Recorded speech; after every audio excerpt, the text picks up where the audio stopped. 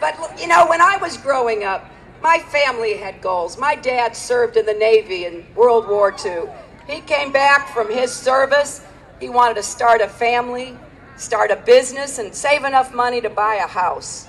And my mother, who grew up during most of her years right here in California, didn't have such an easy time of it.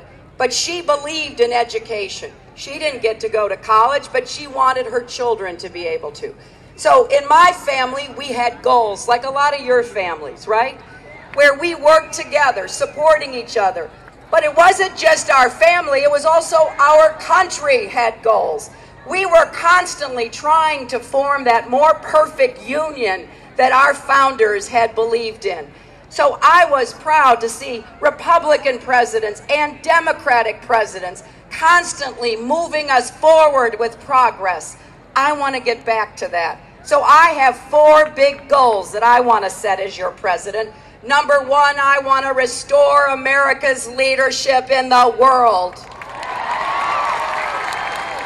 Number 2, I want to rebuild a strong and prosperous middle class that will give opportunities to millions of Americans again. Number 3, I want to reform our government, which is going to be a big job after George Bush and Dick Cheney leave town. And number 4, I want to reclaim the future for our children. You know, every election is about the future. This election may be more than most, because we're going to set the course for America for the 21st century. I'm looking at these students from this great high school. I want them to have the same opportunities that I had growing up. So for each of these goals, I have set forth very specific policies. Number 1, restoring American leadership. Well, it begins with ending the war in Iraq and bringing our troops home.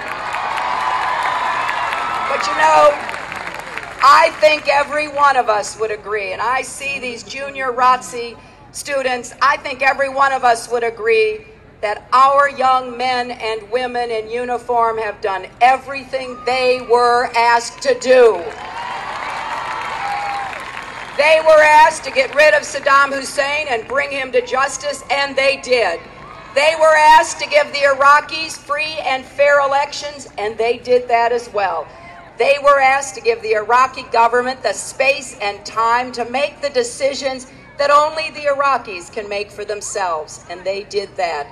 But there is no military solution, and I don't want these extraordinary young Americans to be serving as referees in the Iraqi civil war. It is up to the Iraqis to make decisions about their future. So I have said that if President Bush does not end the war before he leaves office, when I'm president, I will.